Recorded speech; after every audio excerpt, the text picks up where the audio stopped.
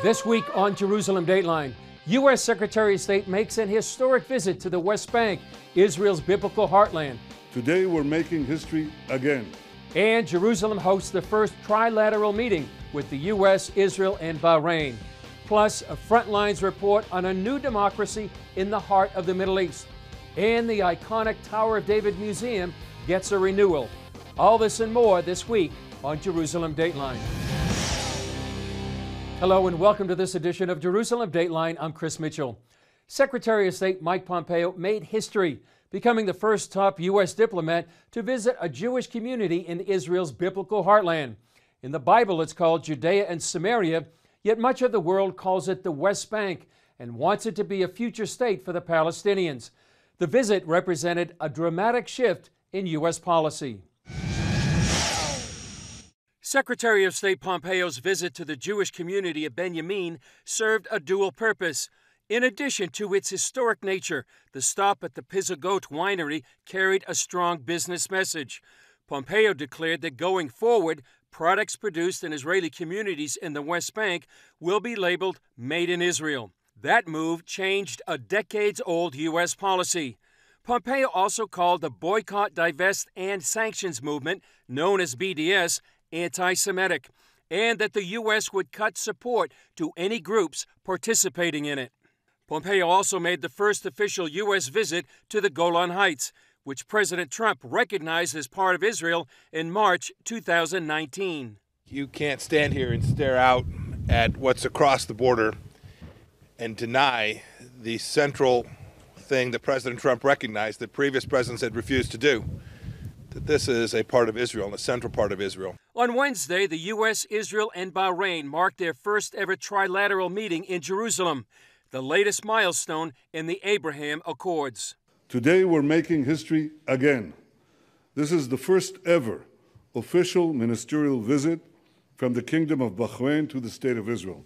It marks another important milestone on the road to peace between our two countries and peace in the region. Throughout all the meetings, it has been obvious the intention and keenness of all sides to ensure that the peace we are pursuing will be a warm peace that will deliver clear benefits to our peoples. Pompeo emphasized the message sent to Iran. These agreements also tell malign actors like the Islamic Republic of Iran that their influence in the region is waning and that they are ever more isolated, and this shall forever be until they change their direction. Also Thursday, the New York Times reported the Palestinians are considering ending the so-called pay-to-slay program to gain favor with a potential Biden administration. This program pays convicted Palestinians in prison and their families up to $4,000 a month for terror attacks, including murdering Israelis. However, Itamar Marcus of the Palestinian Media Watch tells CBN News he feels it's unlikely the Palestinians will give up the program, since it's such a part of Palestinian society. Palestinian President Mahmoud Abbas has said numerous times the martyrs and their families are sacred, and so are the wounded and the prisoners. Even if we have only a penny left, it will only be spent on the families of the martyrs and the prisoners. As Secretary of State Mike Pompeo announced, the new relationships from the Abraham Accords are sending a strong signal to Iran. A nuclear Iran represents perhaps the main threat facing the U.S., Israel, and the Middle East. Now a new report says they might be further along than you think towards developing a nuclear bomb. Before the proverbial ink was even dry on the Iranian nuclear deal signed in 2015, Iran has pushed its limits. Slow but consistent breaching of the limitations that Iran took upon itself when it signed the JCPOA in the summer of 2015. Now, it's doing it step by step. While misbehavior like that led President Trump to pull out of the international agreement, Iran's tactics seem to be working. The most recent report of the UN's International Atomic Energy Agency discovered Iran now has 12 times the amount of low-enriched uranium allowed by the so-called deal. Retired Israeli General Yaakov Amidror says Iran has a three-pronged approach to a nuclear weapon: developing long-range ballistic missiles, enhancing enrichment capabilities and enriching large amounts of uranium that could be turned into weapons-grade level. In the capabilities that they have today with the new centrifuges, they have only to make the decision. They have all the capacity which is needed to enrich uranium to this level. According to the Institute for Science and International Security, Iran's estimated breakout time as of late September 2020 is as short as 3.5 months. That time frame would be early 2021, but that element is just the first of 2 steps towards a nuclear weapon. The other point is how to assemble a nuclear device. It's not the same. How you create the device to start the nuclear reaction. That makes the major question. How long would it take for Iran to have a nuclear bomb? I would say that if Iran decides that it puts away all kind of international respect oversight considerations and go fast forward, then Iran can become nuclear, fully nuclear, meaning with the ability to put a bomb on a missile, etc., between 3 and 5 years. Well, tonight I'm here to tell you one thing. Iran lied.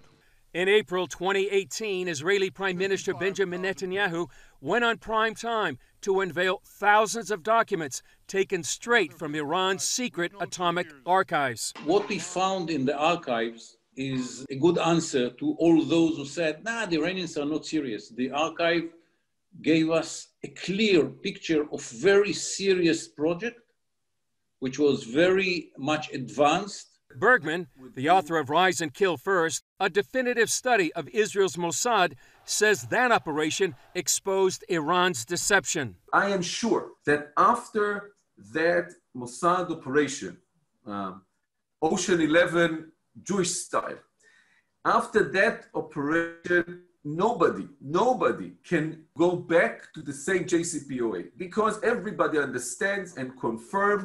Everybody, including in closed sessions, the Chinese and the Russians. Everybody now understand that this was based on a lie. Bergman notes the Mossad also led a spectacular operation in July that set back Iran's nuclear program for months or more.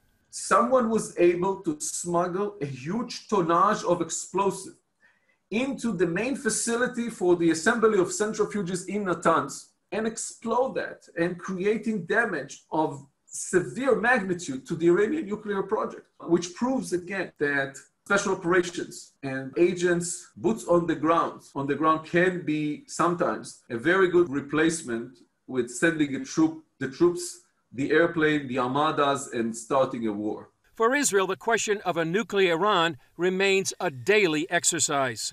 Our philosophy is very clear. We are getting every morning, we ask ourselves, will tomorrow be too late? If the answer is no, we are going for another day. And when the minute will come, if the minute will come, and we will have to answer ourselves, yes, tomorrow will be too late, then we will have to ask ourselves, okay, what we are doing. It's clear after facing the potential of a nuclear Iran, Israel has been preparing to answer that question for a long time. Up next, a revealing report on how Turkey is threatening many nations throughout the Middle East.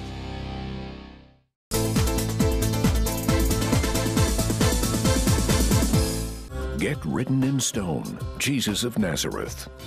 Bethsaida is mentioned in all 4 Gospels. Mark 8 says Jesus healed a blind man here by spitting on his eyes. In Luke 10:13, Jesus himself describes the village as a place where he did many mighty works or miracles. From the time of the Second Temple period, the time of Jesus, we have a residential area with a street going in between homes, and we can say that the apostles and Jesus walked on this particular way, on this particular street. And if you want to walk on the particular street where Jesus and the apostles walked on, you got to come to Bethsaida to walk on the same streets. Get written in stone, Jesus of Nazareth. For a gift of any dollar amount, call 1-800-700-7000 or go to cbn.com/written-in-stone. This holiday season, take a biblical journey through the Christmas story in Luke's Gospel. In CBN's free devotional, The Promise and the Hope, you'll see the birth of Jesus through the eyes of those who earnestly awaited the arrival of the Messiah. This Christmas, spend time experiencing God's presence in your life. Get your free copy of The Promise and the Hope. Call 1-800-700-7000 or go to cbn.com/Christmas devotional. Watch breaking news, in-depth exclusive stories and programs from health to entertainment you won't find anywhere else. The CBN News Channel, a perspective you can trust. Enjoy credible news reporting from around the world. Discover inspiring programs and stories of hope, all in one place from a Christian perspective. The CBN News Channel, a perspective you can trust. To watch the CBN News Channel, download the app or visit cbnnewschannel.com. For years, Middle East observers have warned about the expansionist policies of Turkey's President Recep Erdogan. Those ambitions reach throughout the region, all the way to Jerusalem. Turkey is the emerging major threat to the Middle East. Analysts like Seth Fransman say we are witnessing a belligerent Turkey on the move. It's invaded and ethnically cleansed Afrin of Kurds and Yazidis and Christians. It attacked last year in eastern Syria and attacked and ethnically cleansed Christians. It's attacked Armenia now. It didn't do it directly, but it basically goaded the Azerbaijanis into war. And it's also been involved in Libya. It sent Syrian mercenaries. Also, Turkey's been threatening Greece every few weeks for the last 6 months. Also, Cyprus, Israel, Egypt, the UAE. I mean, it never stops. One advance came after a deal with Libya for its water rights in the Mediterranean Sea. And the whole point of the deal was to basically use a very poor and weak Libyan divided government and get a deal for all this water rights, which basically mean that Turkey is now sitting astride what claims by Greece and the pipeline that Israel wants to build. Erdogan telegraphed his intent to the world by converting the Hagia Sophia, once the largest church in Christendom, into a mosque. Ever since the modern nation state in 1923, that church has, been a museum basically and free for everyone to gather in. Him just making the decision to turn it back into a mosque basically is a indirect kind of communication to everybody. I want to restore our Ottoman past. After that conversion, Erdogan set his sights on liberating the Al-Aqsa Mosque here in Jerusalem.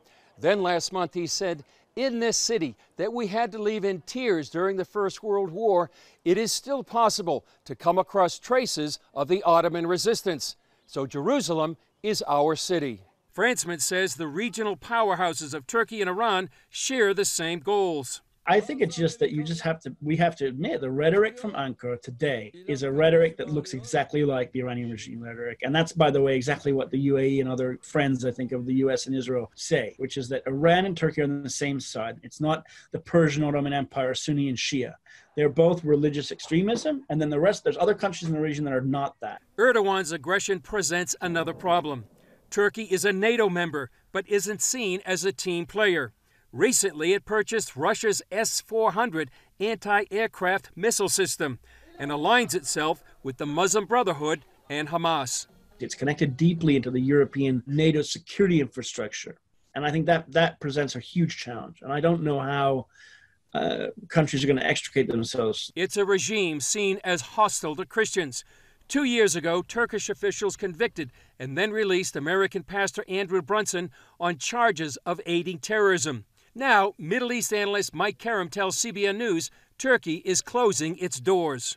Basically, his goal to cleanse Turkey of all, non-Turkish Christians. Any Protestant foreign Christians that are living, working in the land or involved with the Turkish church at all, they've been declared persona non grata and a threat to national order or threat to national security. Given its dreams of a neo-Ottoman empire and Turkish nationalism, some believe Turkey might be as much of a threat to the West as Iran. Coming up, an on-the-ground report from one of the most important areas in the Middle East, a new democracy in the region. Now, for a limited time, you can get 5 of CBN's critically acclaimed documentaries.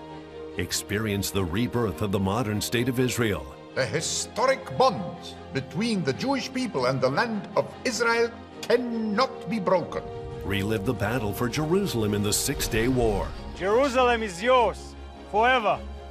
Discover how Israeli volunteers are changing the world. When people need us, we volunteer and we come and help. Explore the world of Israeli technological innovation. We're people of dreams. God gives us dreams. And that's really the roots, I think, of much of our innovation. And understand the biggest land dispute in history. Many Palestinian Arabs claim that the Jews stole Arab land. But is that the real story? This exclusive Israel DVD collection can be yours for a gift of $40 or more. Call now or go online to get your Israel DVD bundle today. Joy! From Superbook. Your mother fell. What? Your dad went with her in the ambulance. You may have trials in life, but God will help you through them. Why doesn't God, I don't know, fix this?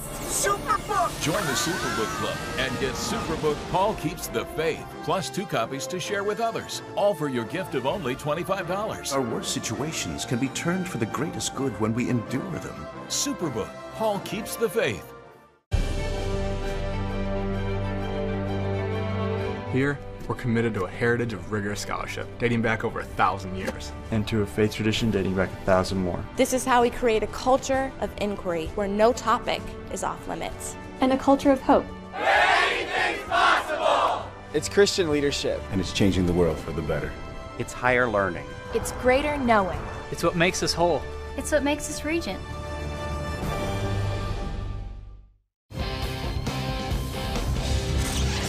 One of the areas scarred by Turkey's aggressive foreign policy is northeast Syria.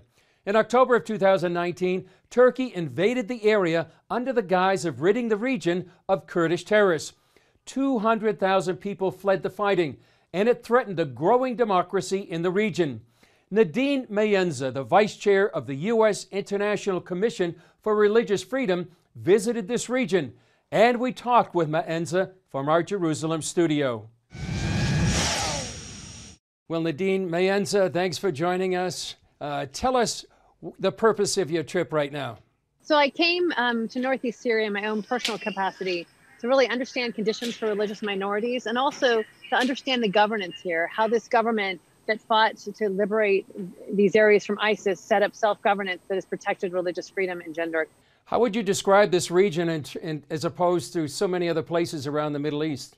Well, the U.S. Commission on International Religious Freedom, where I serve as a commissioner, has identified it as having one of the best religious freedom conditions in the region. It's the only place you can change your religion legally, the only place that converts can even build churches. It has really religious freedom conditions that are really unseen anywhere else in the region. I've been there before, too, and met many of the people. How would you describe their mood right now? We know that last year, October of 2019, they went through a horrific war. What's their mood and status right now?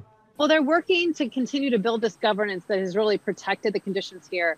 But there's fear that Turkey's going to come in again. And as we've, USURF documented, as has UN Watch and Amnesty International, a lot of other organizations, that when Turkey comes in and occupies land, they commit all sorts of atrocities against Yazidis, Christians, and other religious minorities, including killings, rapes, kidnapping, destruction of religious sites. And so what they're seeing is these crimes occur, people fleeing those areas, and the fear that that's going to continue and bring more stability. There's fear that the regime will come in, and the regime, although a lot of people believe they've made a deal with Christians to protect them, the way it works in northeast Syria is if the regime does come back here, the Christians will be the first ones targeted because they'll be seen as disloyal to Assad. What role do the U.S. troops play there? I know there's not a lot, but what role do they play? Right now, they really play as bringing stability. So it's important that a small amount of troops are here. Northeast Syria is so unique in that they should be a conservative's dream. They don't need nation building. They don't need America to come here and show them how to govern, show them how to run a country. They're doing a really good job of this. What they need is for us to keep some troops here, lift sanctions, which USURF has recommended, give them political recognition, which again, USURF has recommended,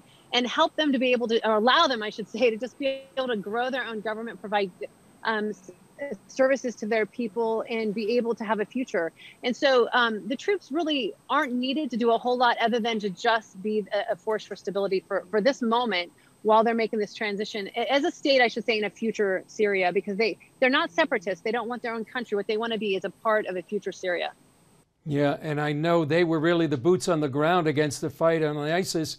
Thousands of them paid with their lives. So what would you say that people in the United States really need to know about this area? They need to know that this is a remarkable area They share our values. They are great allies to the United States. You know, this could be the most important refuge for religious minorities in the Middle East. You know, and the thing about it is it's in a great situation right now to do that. They figured out how to beat extremism permanently, which is something we haven't been able to do in Afghanistan or in Iraq. It takes governance, security, and ideology. And what they've done is they have governance that they've built that I've seen with my own eyes from the grassroots up, this democracy. They vote for people from a communal level on up. And they have security in the Syrian Democratic Forces, the strongest fighters on the ground. And then the ideology is religious freedom, gender equality, and even conservation. It's a refuge for Christians to be able to live and practice their faith. I met with Kurdish Muslim converts that were able to build a church. They got a license to build a church. Nowhere else in the Middle East would that be allowed. It's such a small step for the United States to support them, giving them political recognition, lifting their sanctions. People can come here and invest and help build this country, or this government, I should say, as part of a future Syria. And they should have to be included in talks for a future Syria. It makes a lot of sense, like I said, a conservative's dream. But I think most people are unaware of it. So I was here hopefully to raise awareness of what a unique place this is for Christians, religious minorities, and also even moderate Muslims who are able to practice their faith here. Nadine, final question. How can Christians pray about the situation there in Northeast Syria? Sure, people can pray for the Christians here in particular. People can pray for the leadership here, for the leadership in the U.S. and around the world, that they'll have wisdom. This is maybe the most complicated place in the world, with Turkey on the border trying to come in. You have Iran now that is coming. You have Russia, but you also have these people here that are fighting for their own future, and they're doing it by themselves. They're not getting a whole lot of support from the international community. This used to be the headquarters of the ISIS caliphate. 3 years later, they now have the best religious freedom conditions in the Middle East, with no one really making them do it. They did it on their own. That should be rewarded, not just rewarded, but that serves our interests, frankly. The United States, it serves our interests to have our allies here be strong. And so I'm hoping that Americans understand that. They'll pray for them. They'll stand with their brothers and sisters in Christ that are here. And it's really a win-win for the United States. Well, Nadine Mayenza, thanks so much for joining us there in Northeast Syria. Appreciate it very much. Up next, a look at an historic renewal project at one of Jerusalem's iconic sites, the Tower of David Museum. Thank you for watching Jerusalem Dayline. We're committed to providing you with unbiased reporting from the Holy Land.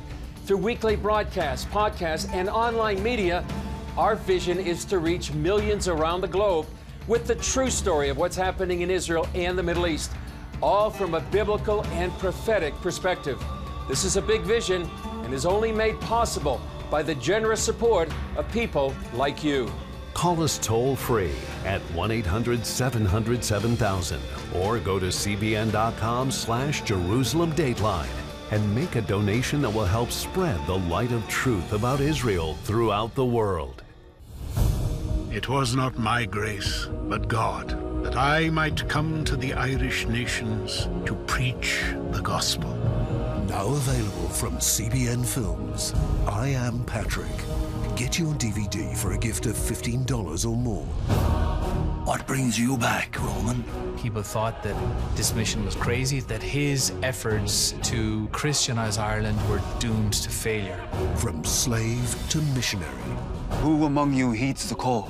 Why would this man put himself in danger among enemies who do not know God?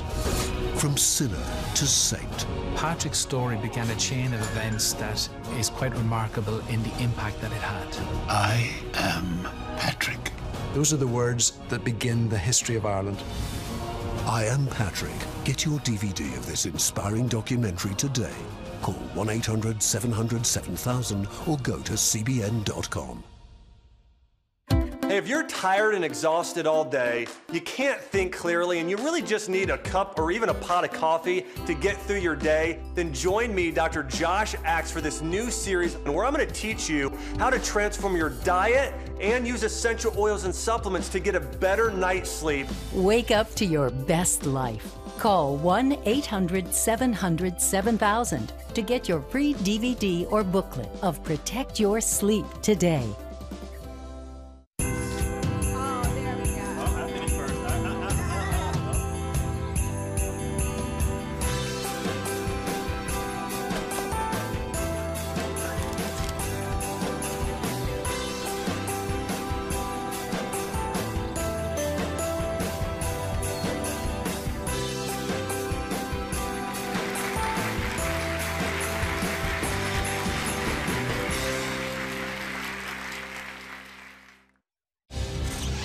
One of Jerusalem's most iconic sites is the Tower of David at the entrance of the Old City. Now this ancient citadel is getting its first major overhaul in hundreds of years. It's seen Muslim invaders, Roman conquest, and the Crusaders. The Tower of David Museum is one of Israel's historic and archaeological treasures. Now it's one of the largest conservation projects here. This is a rare and unique opportunity for archaeologists because we have a lot of questions about the citadel, archaeological questions, historical questions. Not every day you get the chance to explore a symbol in Jerusalem. Jerusalem's chief archaeologist Amit Rahem oversees this massive project. Suddenly the stones start to speak, and we the archaeologists see things. We document everything. We are excavating. We discover hidden passages, ancient walls, ancient fortifications. It's become alive. It's a huge project to renew this museum for the future visitors.